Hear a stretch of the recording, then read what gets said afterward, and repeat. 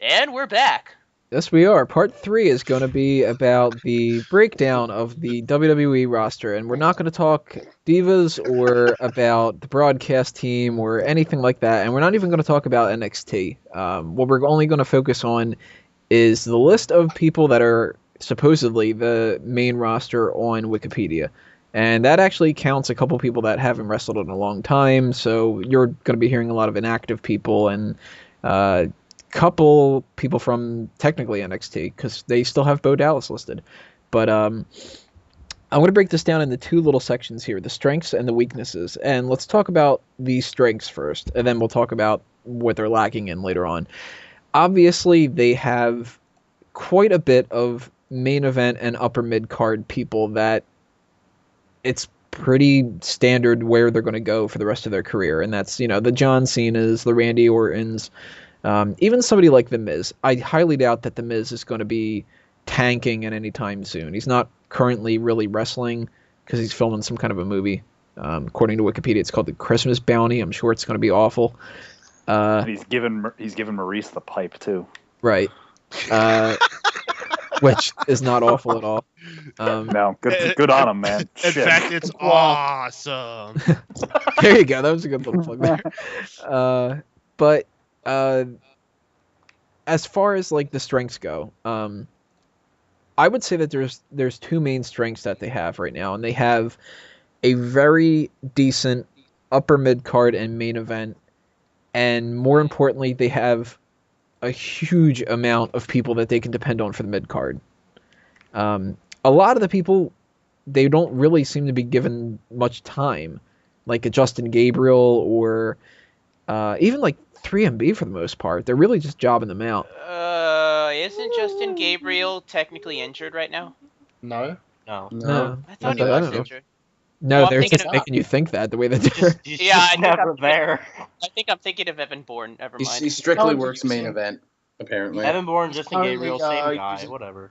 He's using Sabu's hand in the air thing, Oh, okay. just so everyone knows. Well, he's only wrestling on like main event and superstars and stuff, right? Yes. Yep. That's why I haven't been seeing him.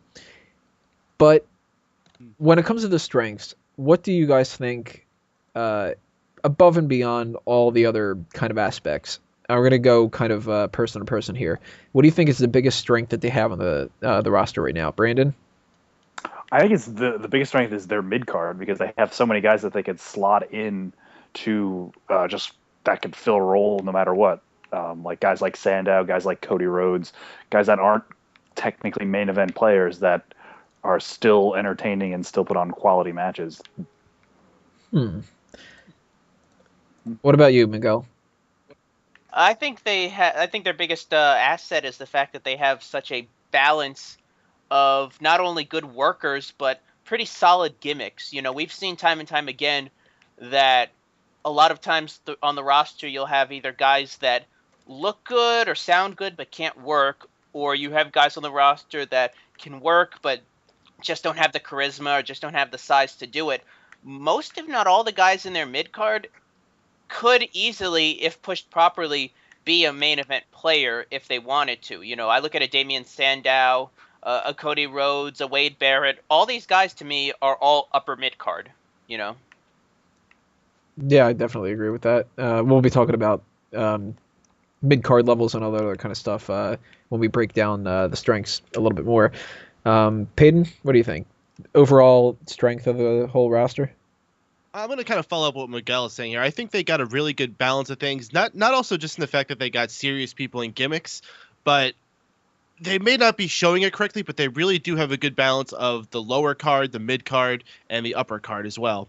You got your jobbers that you have on your shows like Superstars and Main Event and come out to lose people once in a while. You got your guys like, Zack Ryder, Justin Gabriel, what's his name? The Heart Kid that you don't see much anymore. Tyson Kidd?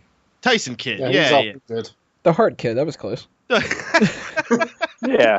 No, you're thinking of Teddy Hart, sir. And something I think I'm glad they've been more open-minded with lately is the part-timers. And I know that might make some people unhappy, but I think the fact that we get to have someone like Brock Lesnar come around a few times a year, and even Triple H still popping in once in a while, and the Undertaker still showing up one time a year, I think that really helps enhance it overall.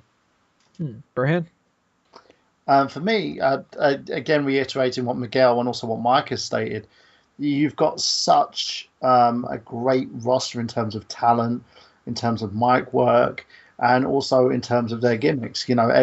Everybody's different. You don't have like two of the same characters. You have a very good lower card. You have a very good mid card, upper mid card. But again, what reestablishing what Miguel says here, you have guys that can easily move from mid card to upper mid card, and probably some that can actually go through to main event as well. It's just how talent needs to be booked. You've probably got a ton of guys out there who could probably do what Cena's doing at the moment, but aren't be given the chance. You've got your Daniel Bryans. You've got your just trying to think, your Miz's, your Chris Jericho's. Even to someone like Big Show, who's been doing it for quite a long time, but can still work a great match. You always want to see what the Big Show's doing next. He had an amazing feud with someone like Del Rio. And again, you do have your part-timers. Guys like Chris Jericho is currently putting over one of the hopefully next mid-card champions in Fandango. You have the Lesnar, who's currently embroiled in a feud with Triple H, and who's one of those guys that you'd love to see. He's an attraction, same as Taker, same as Triple H. They're the attractions that you'll probably see maybe about 3 or 4 times a year, maybe once or twice a year in terms of Taker's status. But they're the guys that you kind of look forward to, but they'll probably be a selling point at certain pay-per-views, but not every pay-per-view. And then you have, guys like Biggie Langston, guys who are just working their way up the roster at the moment, but are gelling with everybody else. Your Ambrose, your Reigns, your Rollins, guys who haven't been that familiar with the roster, strength from WWE, haven't been big-time players, but are working their way up into that main event very quickly. So they have a great mix, and it's nice to actually see. It's one of the big benefits of the WWE. They've established their brands, and they've established them rather strongly. Jester? Yeah, not to beat a dead horse here, but it's the depth. You can have a guy like Cena or Orton or Del Rio get injured, and then a guy like Bryan or Kane or Miz can step up and fill that slot immediately, and then that slot can be filled by a Slater or a Sandow or whoever. Like every time you have something happen, like Ziggler's concussion or whatever, a peg gets moved forward, and then another guy from that lower tier moves into that peg, and they have so much depth that they can always stick someone else in, and you'll always have a guy for that situation. Like they have a lot of depth where they don't use all of the talent that they have to the best of their ability because of a lack of creativity or whatever, but it's not for a lack of talent on the wrestlers' part. They definitely have a very deep roster of talented guys that they can fit in wherever they need. And Braden? Oh, hold on. Jester forgot to compliment me like everybody else has by agreeing with me. I said I wasn't beating a dead horse. I was agreeing with all of you who've all said the exact same thing, pretty much in a different way. Now, as far as I'm concerned, the only thing that's really positive about their roster is the actual amount of talent on the roster. I'm not as optimistic in everybody being used good in an upper mid-card role, because to me, everybody else is on a completely lower level than the people we're probably going to be talking about later on. And that's no fault of their own, but I think the levels between the people we're talking about and where they could be, it's really kind of it annoys me, because they could use all these guys a whole lot better. So I don't think they're not in positions that could be good for filling up injury role here or there, because they're not really that established. They're just, for the most part, they're talented people, and you want to see more of them, but they're not really given all that much to do. So basically, the only benefit to the roster I see at present is just how many talented individuals that they fortunately have signed to their actual roster. All right, so I'm going to go by the groupings that I have on the hierarchy ladder on the website itself and break this down a little bit, and we're going to start diving into...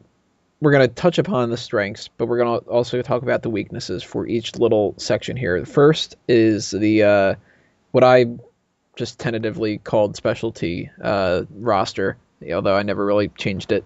The people that only pop up every once in a while, and I would say right now the 4 people that really fit into that category are Triple H, Undertaker, The Rock, and Brock Lesnar. The Rock might not be popping up anymore. We don't know for sure, but at the very least, he was and could potentially. We're hearing a lot of stuff that they want him to wrestle at SummerSlam and possibly WrestleMania next year and everything like that.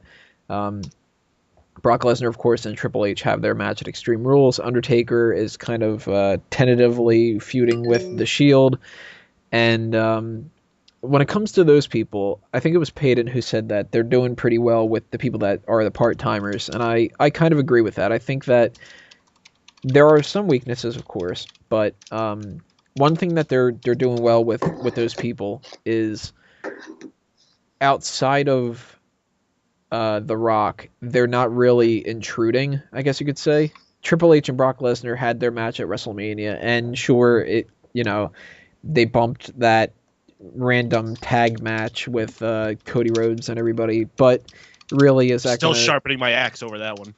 But is that really going to sell anything in comparison to a Triple H and Brock Lesnar match? Like, no. So that makes sense, as does the Undertaker and Punk match. The only one that you can really say, oh, The Rock came back, he won the title, and the other people should have been winning the title.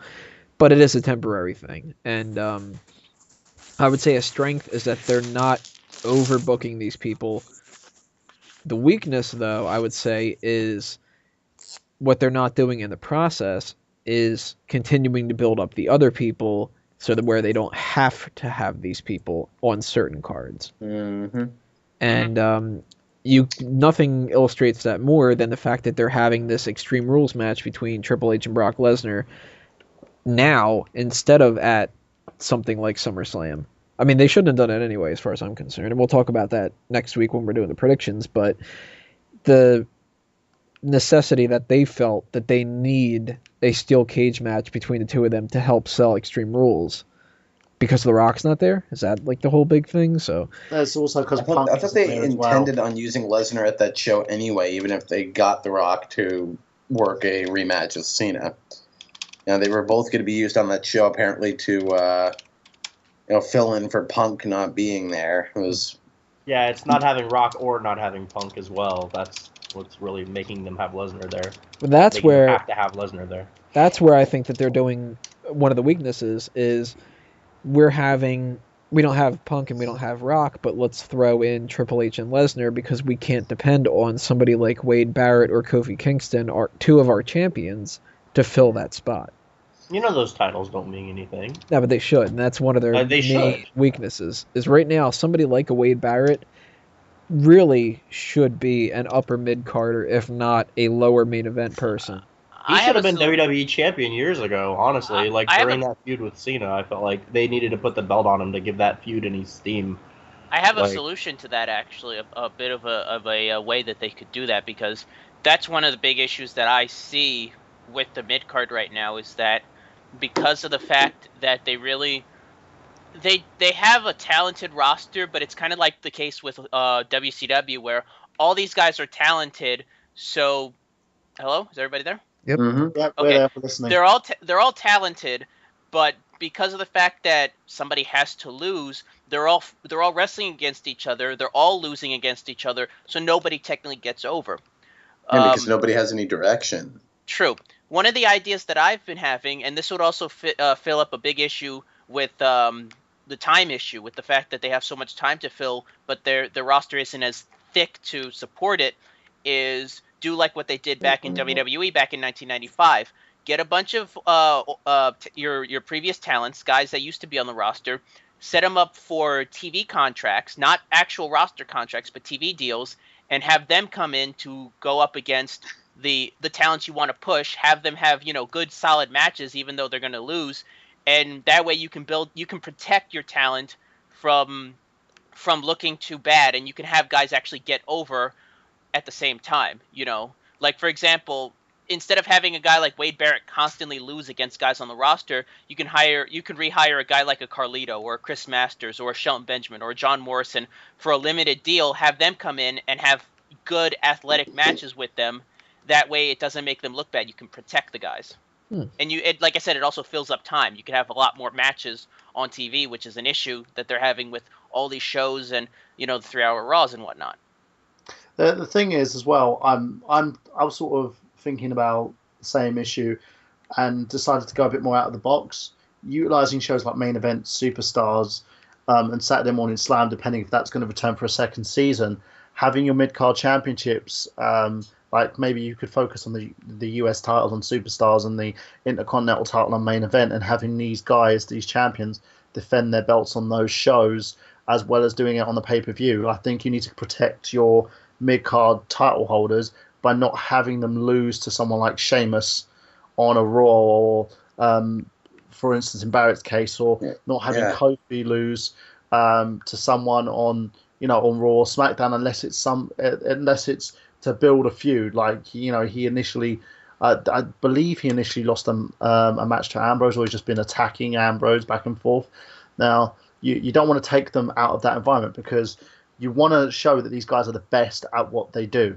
That's why they're the mid-card champion, because they are the best of the lot in the mid-card, and they're the guys that will hold on to that championship by any means. And by throwing them away at someone like Sheamus, for instance, his feud with Mark Henry, it doesn't help their credibility. It actually made Wade Barrett look weaker. That's why, I said, you bring in guys to job out to that can have good, solid matches, even if it's you've got guys that can do that. You've got guys like Kurt Hawkins, like Zack Ryder.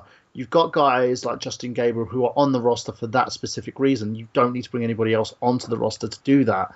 It's like as if they think that those guys are too low, so we need the actual entertaining people to fucking lose to our upper mid-card main event wrestlers. Like, the drop-off with guys like Sandow, Rhodes, Barrett, they're always fed to either and in Cesaro too, they're fed to Sheamus, Randy Orton, John Cena, and just whatever big face might be getting. Ryback when he was a face. Yeah. All they would do is just show up and lose to those guys. How does that give them any credit? And they don't have anything else going on. They're just showing up to lose to whoever the focus is actually on. Like, you can't do a productive mid-card when you're just having your mid-carders job out to your upper mid-card and main event talent, and then go on and do fuck all after that. There's no direction there at all. There's another one which I think me and Payton discussed on Keeping Kayfabe, where we were talking about how the World Heavyweight Championship, like Ziggler and Del Rio, I believe it was, they were one part of this match at Extreme Rules, and they were just thrown out there on free TV to have a match, and it was pointless. There was no reason or rhyme behind this. It was just something to show that Jack Swagger is going to be standing on top of everybody. It could easily have been done with a promo. I think you need to protect your world champions a bit more by only having them defend at the pay-per-views. Stop having title matches all over the place. It doesn't make sense. Well, that's an issue of whether or not you're TV. having. It just can't happen so much. Yeah, that's an issue. It don't really even happen all that often, though. That's an issue of booking more so than it is the strengths and weaknesses of the roster. Like, to me, I think you were mentioning about main event and all that. If you talk about having championships defended on that, I don't think that does anything for the roster itself. I think, that's a story for a different day if we talk about whether or not their programming should change and they should have different types of shows and all that. Because the way that they have it now, the way that they've built up some of these mid-carders, and this is where one of the weaknesses comes into play, somebody like an Antonio Cesaro before, they gave him the United States Championship out of nowhere, and they didn't do anything afterward to really give him much until he started actually getting attention for just being strong. And he never really got over insanely the way that they would really want him to. And now they gave him the yodeling gimmick and all that other kind of stuff, and it screwed him over. But the way that they utilized him is the same way that they've utilized a lot of their mid-carders. And this is why there's, as much as we like to, they have the proper talent for this kind of stuff, the weakness is the execution of it. And somebody like Antonio Cesaro, the reason why he's in, at best, a high-tier mid-card spot right now is just because he's talented enough to be there, as opposed to that's how they've been using him. They use him the same way that they use Justin Gabriel and Zack Ryder, Brodus Clay, the tag team of the Primetime Players and everybody. These are people that they are, I guess the best way I could say it is, they're fun for a while, and then they decide that they don't want them to be higher up, so they don't let them. And it's bizarre because they did the exact same thing to Cody and Damian. right. Yeah. Somebody like Kofi Kingston has been there long enough that they know whether or not he could be talented. Not talented, I shouldn't say that. Whether or not he could be somebody who is higher up than what he currently is. And for a little bit, they gave him that opportunity. And I think everybody here would agree that when they gave him that opportunity with Randy Orton, he seemed to get over pretty well. And we, as far as I know, haven't ever been given a reason why he wasn't pushed after that, other than just, well, sometimes we think that there isn't another spot for them. And there's enough talent here that there isn't obviously no spot for everybody in the main event, and not everybody should be in the main event. Somebody like a Justin Gabriel is not a main event star right now. But who's to say he's not a talented enough mid-carder that they could have him hold something like the U.S. title? But that's the thing, Tony. That's the thing that you've stated quite heavily. It's execution. The problem is they're using the mid-card talent as to the main eventers like they're using the undercard talent for the mid-carders as fodder. Yeah, they're looking at it more as the main event's there, and here's the lesser jobbers, and then the jobbers, and then to an even further extent, the people that don't even get on as jobbers. I mean, look at you would kind of say that, you know, you have the main event people, you have the Sheamus and the Big Show and Randy Orton and Del Rio and Mark Henry and all these other people, and then you have these upper mid-carder kind of people like The Miz and Wade Barrett. You have your mid-carders that are like a Kofi Kingston and all that, and then you get to like the real starting to like job out stuff. Zack Ryder hasn't had a proper mid-card spot in a long time. 3MB, they're just a joke. Literally, they had Brock Lesnar come out and destroy all three of them. Like, but then you have the people like a Yoshitatsu or Ted DiBiase. DiBiase hasn't even wrestled in a long time. Or he's doing doubt matches. They're like the Kurt Hawkins. Right. Yeah, Camacho, for instance. He is somebody who they could have had him in a tag team with Unico, and they could have, even if at the very most, even if they could have been just a jobber tag team, they didn't even use him as a tag team member. He wrestled, like maybe 5 matches in his whole WWE career? And if they thought he was good enough to bring him onto the main roster, they should have at least had him wrestle a little bit more. And right now, he's just essentially waiting to get released. And the problem when it comes to the jobber situation, and like you were saying, that they look at the mid-carders as jobbers to the main event and all that. Of course. They have a really strong set of jobbers that they can use. I mean, to an extent, and this is partially the wrestlers' faults themselves, but really, are Epico and Primo ever going to be more than what they have reached at this point? No. So those are two guys right there. Is that due to Epico and Primo's work ethic, or is it due to the fact that they're not given that chance? I think it's due to the fact that they are not really marketable and they're not good on promos. And they're not interesting. Well, wait a minute. That's and to go back to that. We were talking about this before the show started. That's the one positive thing that I will give to Vince Russo, is back when he was in charge of WWE, he made the most out of every talent that was on the roster. If you were on the roster, if you were on the roster, he gave you a gimmick. No, it's not Vince Russo, Vince McMahon. That's where you're wrong. Vince was he was in a bit of desperation. He was in an uncomfortable place, and he was more perceptive to having talent come to him and talk to him about where their current position was in try and elevate themselves. That's why you had guys like Shawn Michaels go up the card. He didn't really sell out gates. He didn't really fill arenas, but he managed to make his way up to the champion status because he went to Vince. And they don't have that anymore. Now that the company is a public limited company, they've closed those doors. Talent cannot approach Vince unless they're in a certain position. And that's the problem. It has nothing to do with Vince Russo. Maybe I'm just buying into the hype then. You probably are. Well, we haven't heard from Brandon in a little bit. Brandon, what do you think when it comes to the main event that the main weakness is? It's the lack of depth. Just like I said, the biggest strength is the depth of the mid card. There's nobody really that we could see taking a serious run with the WWE title other than, 3 people, 2 of which are on the roster right now. One is injured. I think it's always best when they have more guys competing for the belt. It makes everybody look strong. That's also why I think they should have more belts for these guys to compete against. Bring back the cruiserweight title, bring back a light heavyweight title. More belts equals more competition, more TV time. Can I also say that time, I think, is a big issue too? I think the fact that they have so much time to fill really hurts them. I think that if they got rid of the 3 shows that they have on, if either that or go back to the 2-hour format for Raw, I think better time management could also help because, like you said, they have all these talented guys that aren't even on TV, and yet they have a 3-hour main product and they don't make the show. I mean, how is it that in previous years when the talent was just as heavy, a lot more guys were able to get on the show, whereas nowadays, I mean, you've got 3 hours to fill, and you tell me a guy like a Justin Gabriel can't get on the show, a Ted DiBiase can't get on the show. Even if they're just there to job, they can still get on the show. They can put on a decent matchup. I think that's the problem, is they're spread very thin.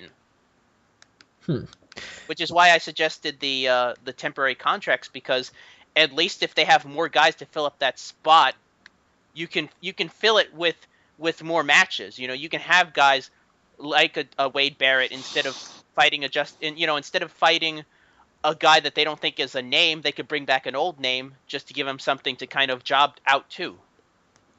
Now, one topic I wanted to bring up here, and of course, the majority of this is going to basically be main event mid-card talk, but one thing I didn't want to get lost in the shuffle here is the tag team situation. And my suggestion has always been, and some people agree with it and some people disagree, that for a lot of these people that have nothing better to do, why not tag them up?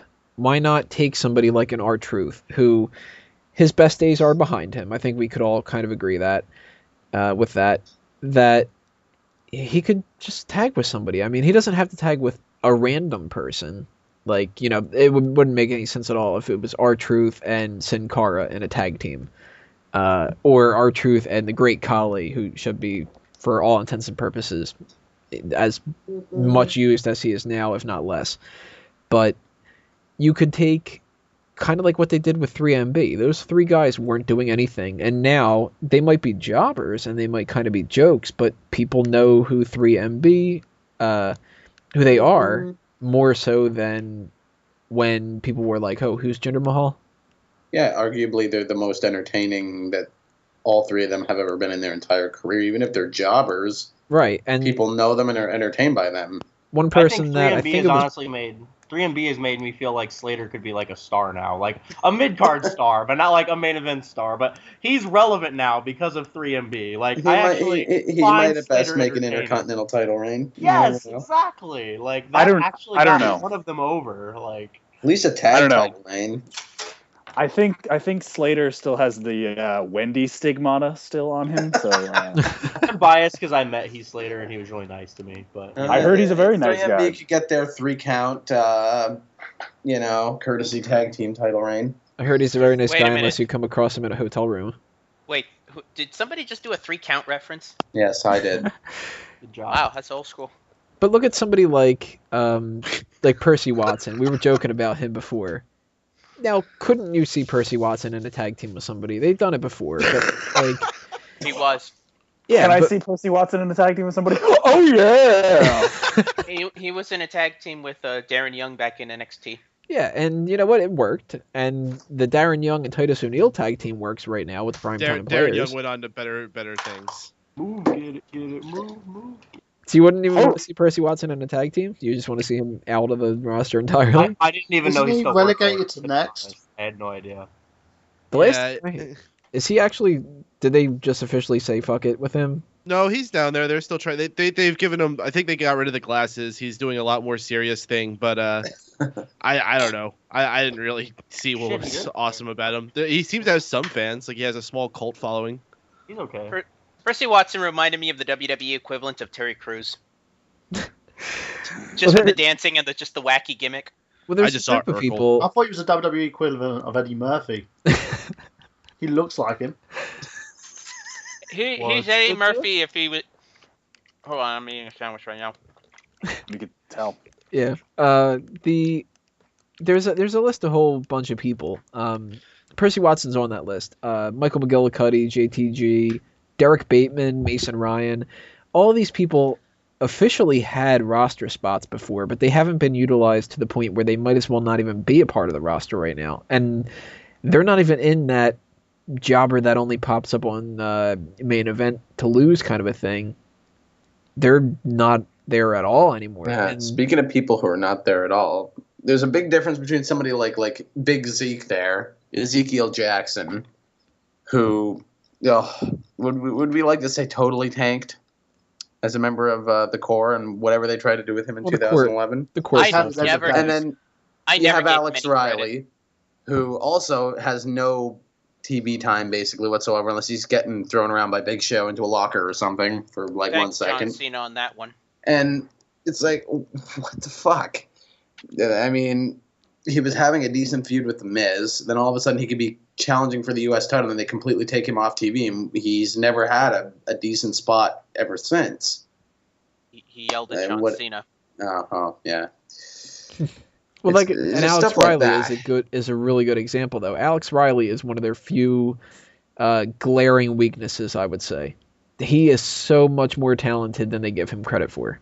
Now, sure, he had that DUI or whatever it was, but how can you feasibly look at somebody like a Jack Swagger who has problems and they don't use him at all? They bring him back, they give him a massive push, he gets arrested again in the middle of all the whole WrestleMania hype and all that, and you still have him in a main event spot and everything. Yeah, decent and role you on look the at roster. you look at an Alex Riley who is a much better promo person.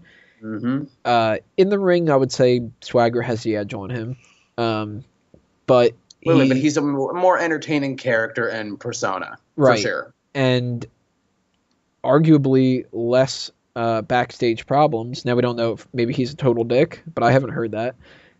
I have heard that sometimes about Jack Swagger.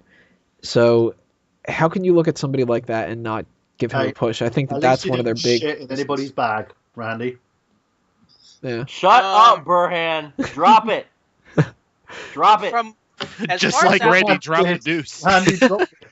Yeah, as far as Drop the deuce out of nowhere. From what I've heard, as far as Alex Riley's concerned, I heard that he was put in the doghouse for a little while because I think it was Cena ribbed him backstage and he flipped out on him and management frowned upon that, so that's when they started to job him out. I think after that it was just a case of them getting bored. You know, they had their attention on other things and Alex Riley just got lost in the shuffle. You know, it's a situation. It's a situation where they're right now you just got to wait for that carousel to come around. You know, it's like what Chris Jericho said in his book. You know, being in WWE is like being in a wheel. Sometimes you're at the top of the wheel, and then sometimes you're at the bottom of the wheel. But sooner or later, it's going to keep coming around, and you're going to get your spot back. You just got to wait. What do you think about that, Peyton? For Alex Riley? Yeah. Do you think that he's going to get that spot, or do you think that this is just kind of a Ted DiBiase situation where all signs seem to point to we're waiting and waiting and waiting, and we're just going to release him? Well, what's going in his benefit is I think we're in a really big transitional period right now. I mean, you have your part-timers who are still around, they're only around sometimes. Even our main event guys we have here are in, I don't want to say the twilights of their career, but they're certainly past the biggest primes of their career. You know, your John Cena's, your CM Punks. Even a guy like Sheamus and Alberto Del Rio, they're not young guys. You know, they're up there in years. Mark Henry, Big Show, these guys are going to be gone within 5 years, most of them. So a guy like Alex Riley, if he keeps sticking it out, he certainly could get another chance, but is he going to make it that long is the thing. Now, do you think that that's kind of a weakness on their part that they're not utilizing Alex Riley as at No. least in a mid-card role or Absolutely. a tag I team don't or think he's something? I don't think he's that big of a deal. I mean, I don't think he's like $1 million property that they're not taking advantage of. I think they have plenty of other No, talent to showcase But that they you are wouldn't know showcasing. that unless he was given an ample opportunity to succeed. Tons People of other like guys Sandow, who for instance, I know it's a big difference between them, those two, but Riley has the same strength in terms of talk and like speaking and doing promos. People are genuinely entertained by people who have good mic skills. I think that is just as important as being good in the ring.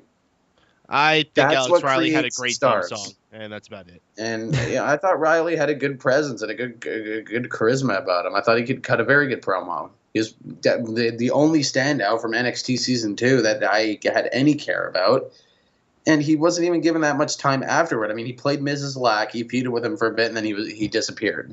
He was not given any chance to succeed. What about the McGillicuddy? All right, well, if you want to talk about weaknesses, him. That's He it. exists, that so, name.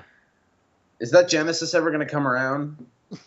At most, I've been saying for a long time that at most he could be in a tag team with Tyson Kidd or Ted DiBiase, and that is it. Oh, at the absolute best, if he doesn't get fired before then. Or Percy Watson.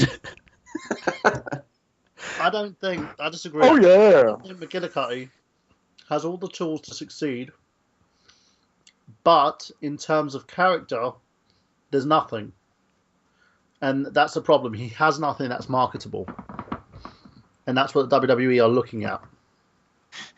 What did you say? Alex Riley isn't marketable?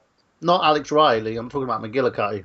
Oh, McGillicuddy. Oh, Yeah. Well, the only thing that he had marketable in the first place was his name. Yeah, and they took which that they over. didn't even call him by that name. They No. gave him something fucking completely ridiculous. I mean, McGillicuddy's super marketable. I agree with Tony. No, the thing is, think of it this way.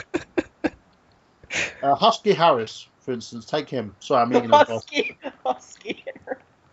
take a look at the transformation, though. Yeah, look I know at we him. were not supposed to name. bring up. He was terrible on the roster. No, but he was still a member of the roster. Yeah, but he was great backstage at catering. And then now look at him as Bray Wyatt. You know, he's a different character.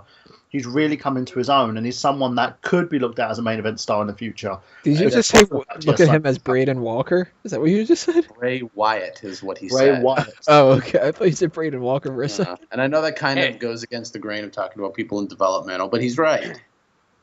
You know, growth can happen, but I do not see that for Michael McGillicuddy. Even I with do. a name change I and think gimmick give change, him Joe I do Hennig. not think he could do any better than he's doing now. Give him Joe Hennig and let him run with it.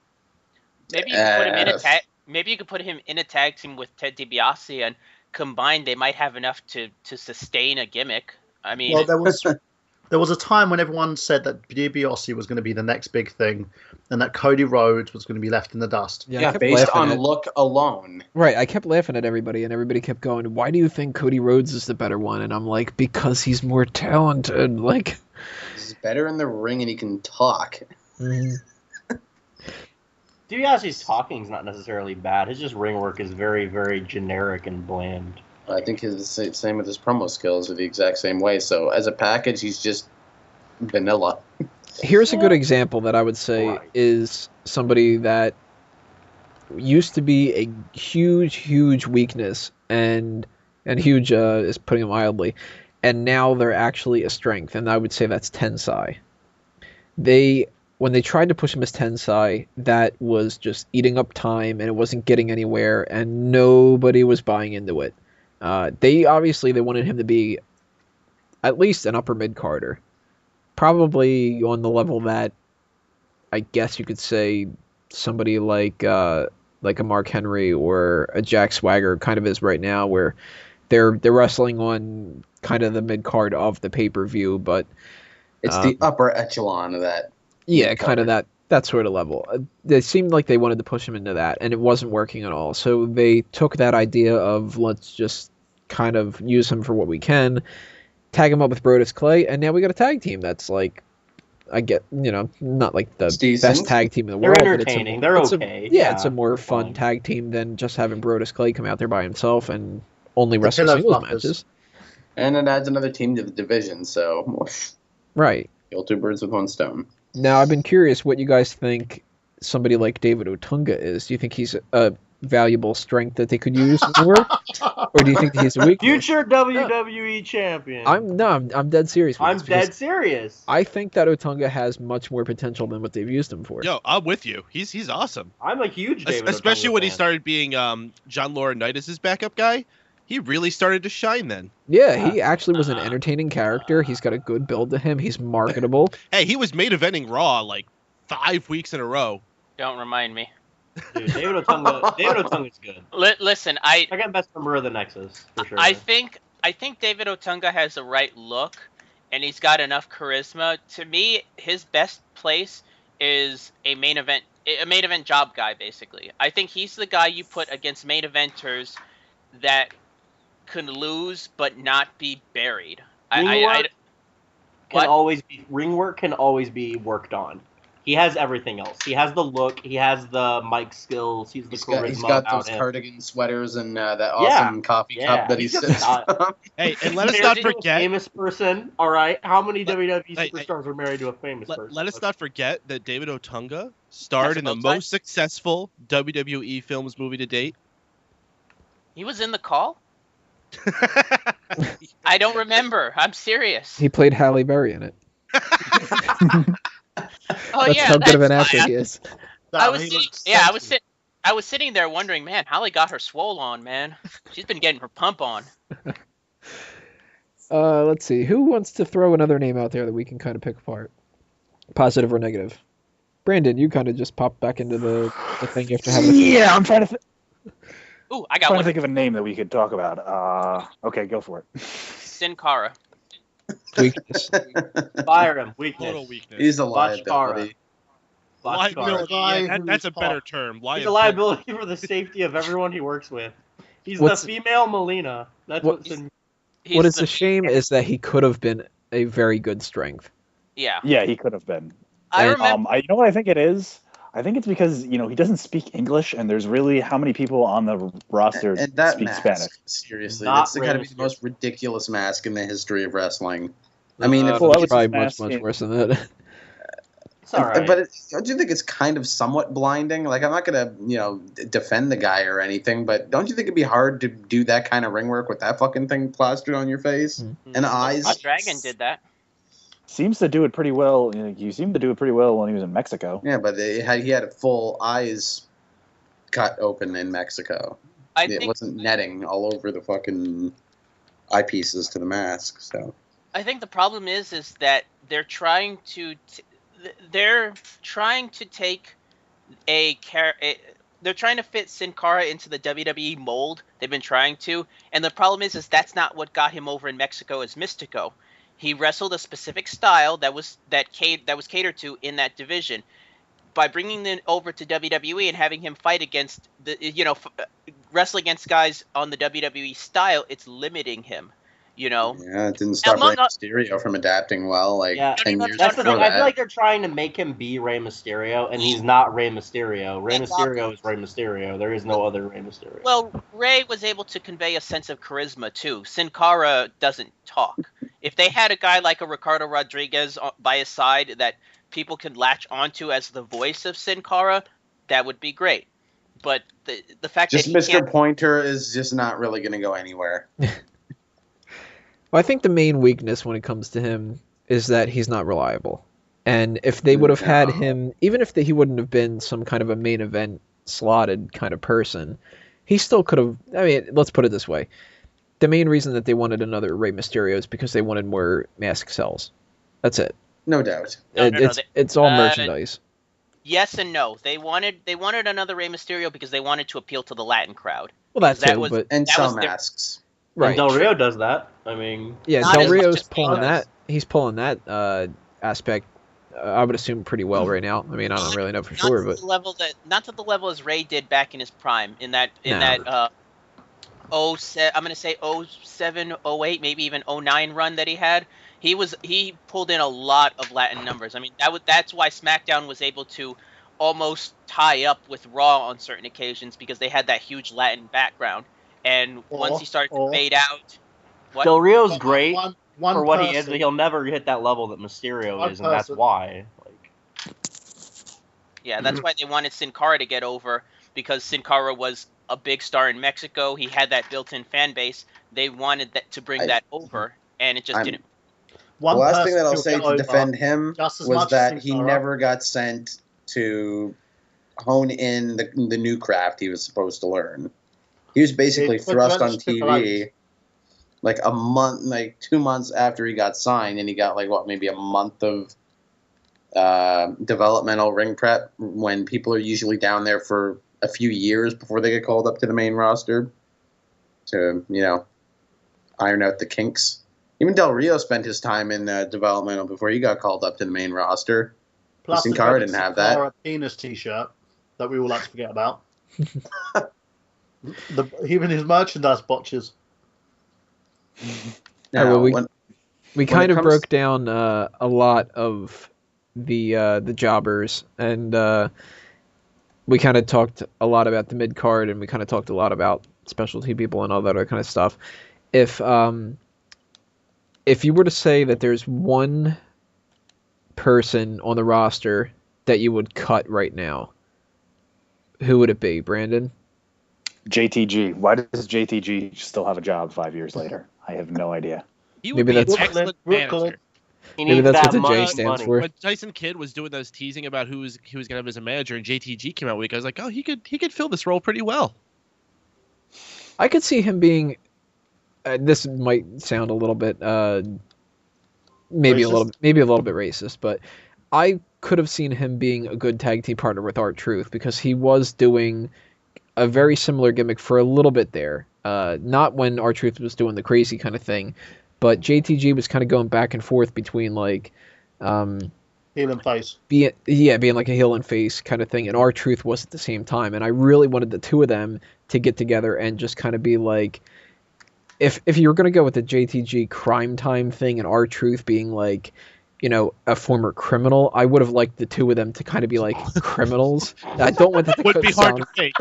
Right. I don't want it to come off being like I want black people to do that, because I wouldn't say the same. Both have been to jail. So I wouldn't have wanted Biggie Langston. Tony, you could have him come out with handcuffs.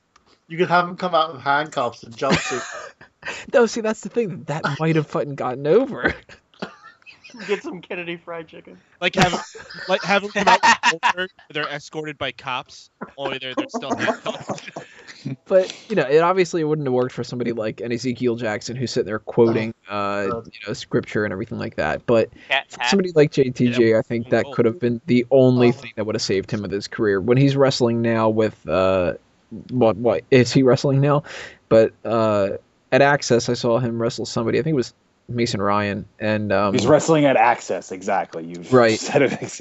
And he had a generic set of tights on, and he was just like, they might as well have called him James or whatever his real name is. That wasn't his fault. That was creative. They decided to make him into a generic wrestler, and they do this a lot with guys when they transition them from one role to the other. They're like, oh, we just put some tights on him and do this and that with him, and then he's fine.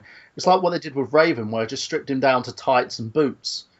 And then they fired him afterwards. JTG has anything though? Like when he was in Crime Time, all he did was say "Yo." Like, right. That's what I was just about to say. He's never done anything.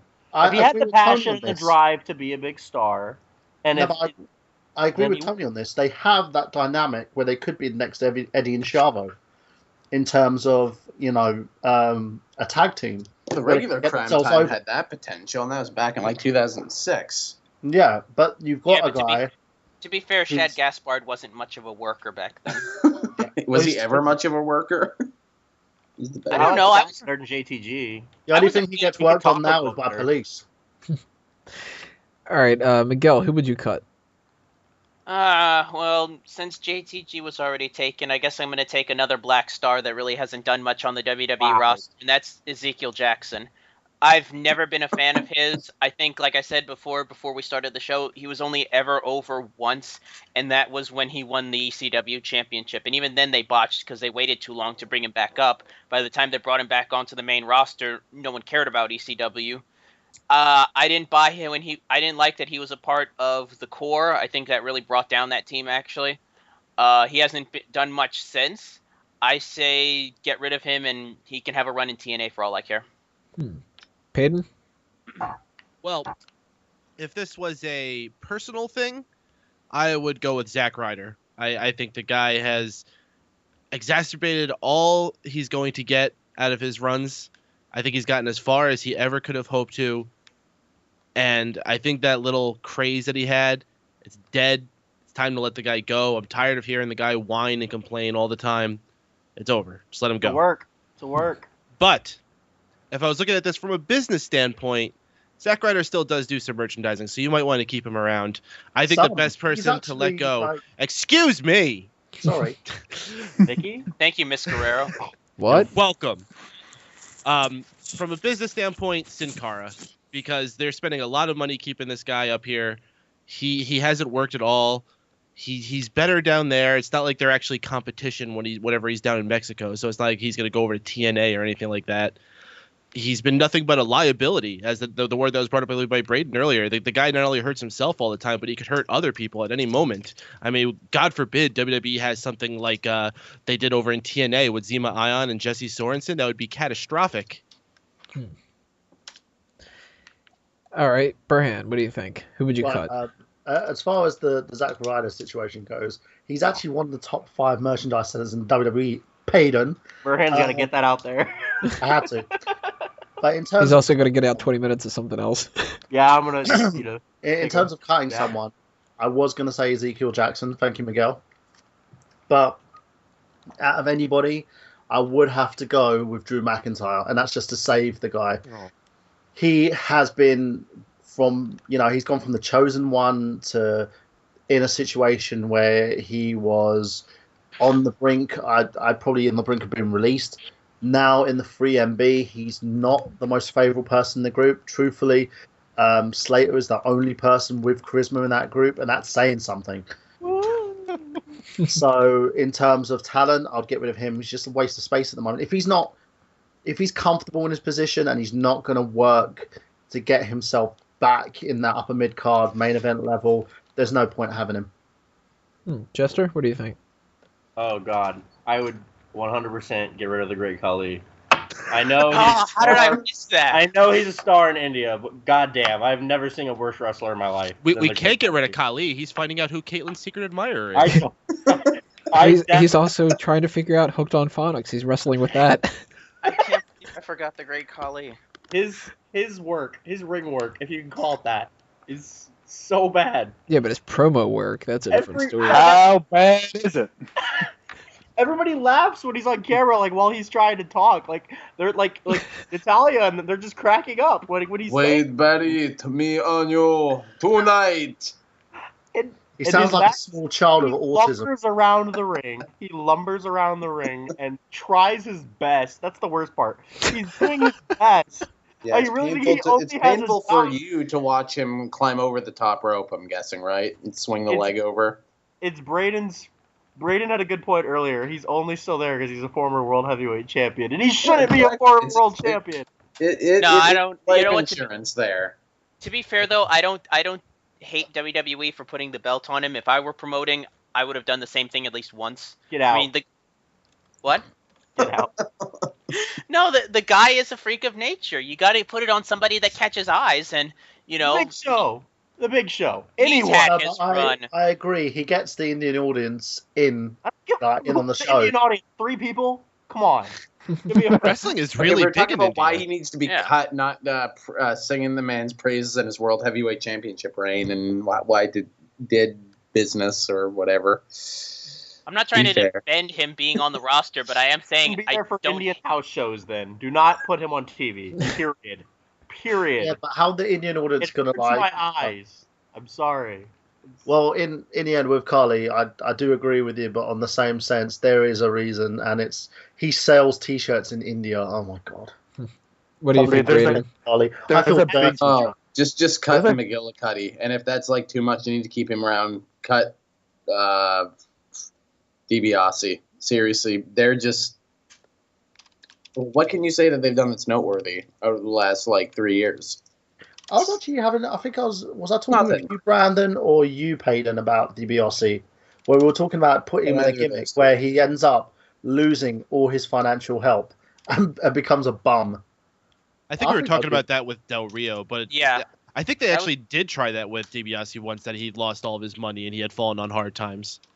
I think they did that right before they did the DiBiase posse get Oh, up thing. Jesus Christ. But again, they could do that. They could put him into a feud with Del Rio, having Del Rio become more of a common man. Because I think the one thing that distanced Del Rio as a face to the crowd is that they can't. You can sit there and think, this guy's richer than me. How am I supposed to look at him as my hero? You know, he still has everything that made him the heel. And by including DiBiase into that feud and having DiBiase get to the point you could have him buy out Del Rio's companies and turn to a situation where he's richer than Del Rio and they're feuding, I think it would have been a nice, good little feud. DiBiase is still a decent worker, and I think he would have, elevated himself as a heel by that point. But again, I can understand what Brandon's saying about getting rid of the guy because he hasn't done much since returning, and his mic skills are just awful. Well, if I were gonna cut somebody again, like we've kind of broken it down into a couple different parts there. Like I think it was Peyton who said if I could do it selfishly, he wanted to do Zack Ryder. That to me would obviously be Hornswoggle, because I fucking Come on, that's not I have selfish at all. That's hated- completely justified. I They have can't hated release Hornswoggle. That's Caitlin's crush. Oh my god, if they Oh, fucking do God. that, Jesus Christ. You know they're gonna Don't do give it. them any ideas. They will do That's that. who it is. That's Yeah. probably That's who it is. that's It probably is. what they're gonna fucking do. It's either gonna It be can't that be or it's gonna someone be the Bella reasonable. Twins, something like that. Ooh, But Oh, Oh, I wait a heard minute. that. I like that Okay. last idea. that's a good storyline. well, it'll Yeah, just be a 1 second thing of we did that to piss you off. Get your hopes up. Man, we're Yeah. bitches, man. No, But I hope like, they don't you do look that. like a man. Have hated Hornswoggle since the very first time I saw him, and I understand that he must be well liked backstage, and they must just really fucking like the whole midget thing and all that. But all right, like I fucking want to get rid of him. But if We're you're going to make talking- it a division on SmackDown, remember? Is it sad that Tony Yeah. bringing him up tonight's the first time I remembered him in about 4 months? Well, that's No, because that's- he's just a regular he should- guy now, isn't he? No, he's Uh, with out there with Natalia the and great Khali Kali. and Natalia. Oh, yeah, and he is too. That's the other Damn. person is Kali. That if I could selfishly do it, I would knock out Kali. There's Then what's another. Natalia's gonna do? Tony She can hates wrestle. midgets and Indian people. Maybe she can wrestle. Poppycock. don't know. Release her so she can actually go to TNA and do something important. Oh, no, But- no. Isn't At least it she gets sad a that decent she's paycheck releasing there. a She might have a Nothing in check TNA 's bounce in important. TNA. Releasing a Okay, diva okay, is actually a good career move for the divas. Like, you're actually helping them if you release them from WWE. Like, isn't that sad? Like, because TNA actually, give them credit, they do have a good women's division. And if Yeah. you're a women's wrestler, I'd rather be there than WWE, honestly. It depends no, on if because you're- you don't get paid. So I was Yeah. saying your Hey, checks if might you're in bounce when you go to Universal, TNA. take- There What is the truth hell? to what you're saying, because most of the divas that have left have gone on to better things. I mean, look at how Mickey James. not Mickey James. I'm thinking more like what's her name? Christy Hemme. I don't know. Not Christy Victoria? Hemme, no. Ooh. Well, look Um, at that. She has a steady job. Trish Stratus is Love one me some person who Christy certainly comes Hemme. to mind. After she left, she's got her own business going. Oh, right. The Bella Twins, they went on a good tour of things. I mean, they came back, but they certainly went on to do good things. came back. Maurice is doing really well for herself right now. Kelly. Kelly, she's got a very bright modeling career ahead of her if she wants to stick with it. Or a lot of other industries she could go into. You know. Now. Which brings Uh, us to our topic for next week. But the business strategy, if I were going to cut somebody, it obviously would be more than one person, and it would just be this whole big group of people that are pointless. But if I had to target one, it would probably be Kurt Hawkins. And the reason that I target him as opposed to Camacho and Mason Ryan and Derek Bateman and a lot of these other people that they don't seem like they're even going to bring them back on the roster at all, period, not even as like jobbers. Kurt Hawkins is somebody that should have gotten released a long time ago. And I think if you're going to cut people for the reason of kind of being pointless, you got to start with the person who should have been released the first, kind of like that tenure, like a reverse tenure kind of a thing. He should have been released back when they split him from Zack Ryder because they did nothing with him. And that tag team that he had with Tyler Rex was stupid. The tag team that he had with, who was it? Vance Archer, I think is what his name was. Yes, I remember that. Like that speaks volumes right there. So Was that like the Dude Busters or something? the gate No, the that gate was crashers. Trent, The Gate Trent Crashers. Tag They were Team. okay. Come on. For WWE Tag Team standards for the last 10 years, they were fine. They were alright. awful.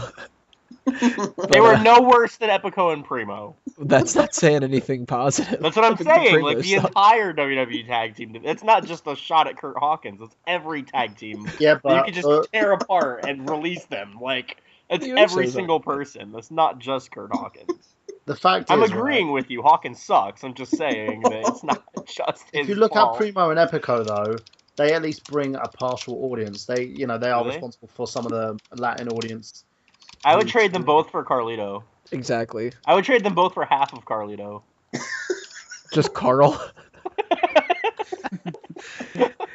Well, with that being said, we've kind of ran through this whole roster, and I think it's time to kind of cut the segment because we're about at an hour now, and that's roughly what I wanted to go for this special. It's not the 500th video itself, but it's for the 500 edition. So, Ooh, 500 episodes. 500 videos. Did I say episodes? No, Oh. I did. I'm sorry. I Okay. fucked up. Let me try it again. Woo, 500 videos. There we go. So we're gonna finish this off in the next part with Superstar Scores Bob Holly. I don't know why I keep laughing at this. Bob Holly makes you laugh. Because it's fucking ridiculous. Maybe it's because I Are we keep thinking doing of this? How do you like me now? I like how we've actually been excited to. We were ready to do this last week, weren't we? Yeah. We Yeah. needed to get it prepared. All right, guys. We will see you in part 4 with Superstar Scores Bob Holly. It's like even Can't just the keep a straight face.